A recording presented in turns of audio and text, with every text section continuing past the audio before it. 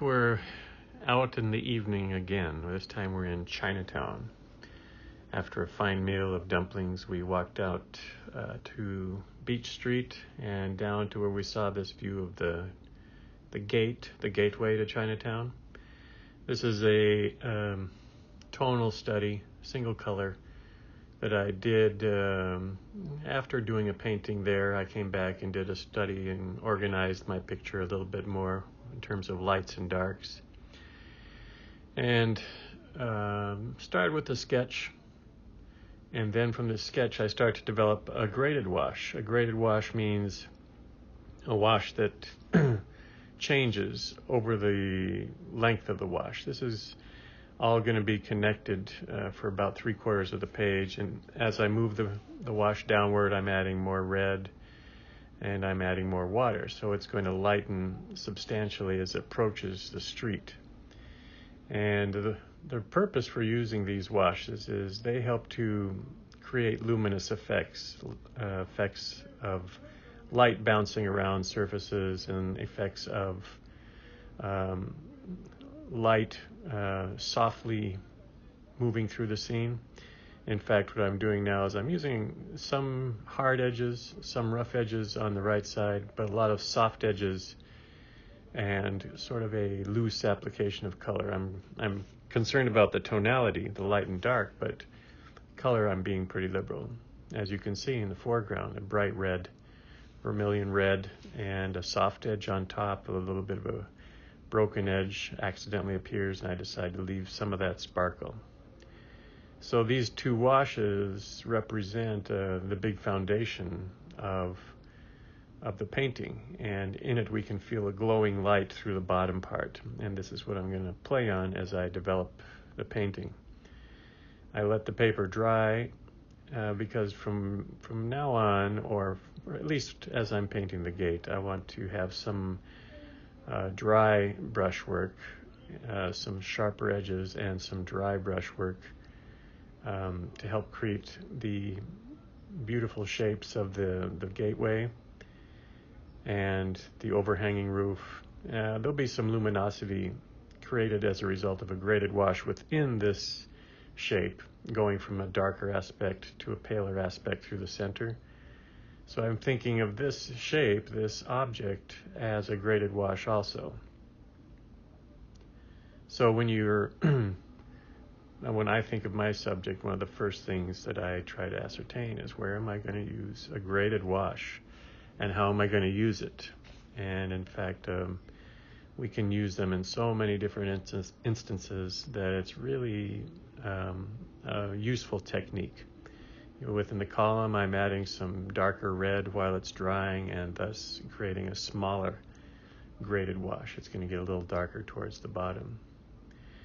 You can tell I'm working on the periphery of the gate, and very intrigued by the detail, the ornamental effect of the rooftop, the way that we can see the eaves from underneath, the idea that red is going to be bouncing underneath the eaves and in some other parts of the gate becomes another means of using a graded wash.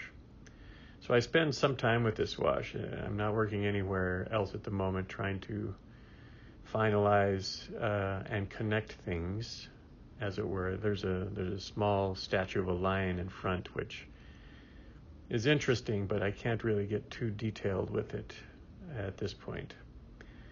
Start to place some figures now. I feel I can leave the gate alone for the moment, let it dry, add some details later. I want to see how the figures are going to end up working in this painting because there's a lot of figures, and since I'm using a lot of figures, I want to have them in three essential locations. One is through the midground, some are in the distance, and some are in the foreground.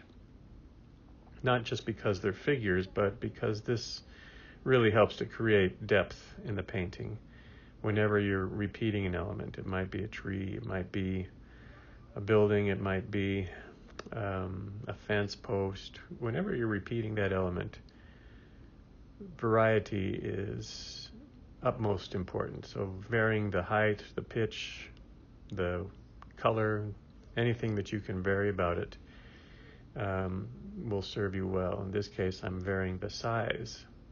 But since I'm standing on level ground, I'm looking across the screen from a standing position on level ground. All the heads of my figures, whether they be near, as in the figures I'm painting now, or whether they be far away, as those light red blobs in the distance, they're all about the same height. They line up. What varies is the length of the body. So you can tell that in the distance they're very small, and in the midground they're maybe 3 times that size, and then in the foreground they're about 6 times that size. So the length of the body changes, but it's being lined up by the position of the head. So I'm also playing with 2 primary colors a lot in this painting. One is that vermilion color, the other is ultramarine blue, and then I'm mixing them in places, and I'm also adding some neutral tint where I want some sharper, darker aspect, or if I want a gray version of that same color. But basically 2 colors. And you can do a lot with 2 colors. You can do a lot with 1 color. If you've seen any of the videos that I'm doing, you'll notice that I do a tonal study beforehand. You saw my sketch for this piece, and then sometimes the tonal studies end up better, a richer expression, more entertaining, more interesting than the color paintings. So I'm continuing to build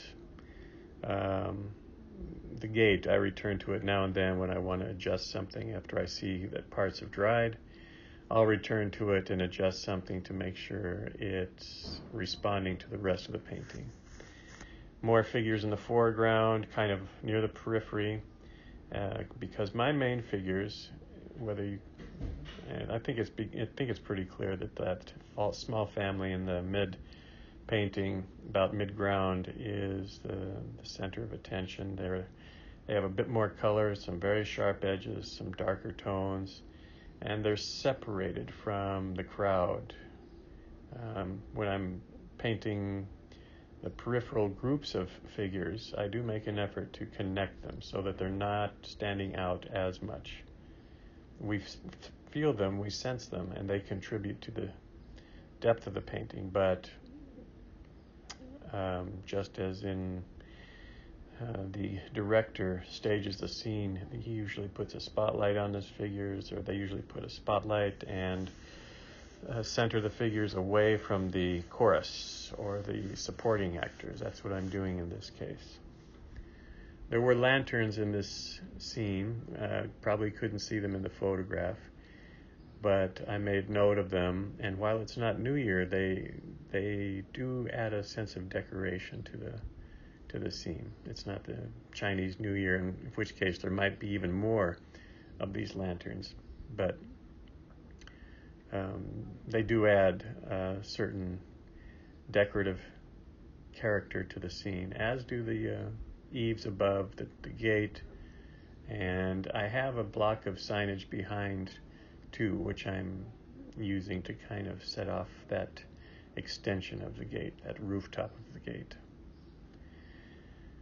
So things are starting to assume a finished feel, and from this point it's a matter of adjustments. No more major shapes will be placed, just adjusting what I feel is kind of harmonizing the painting.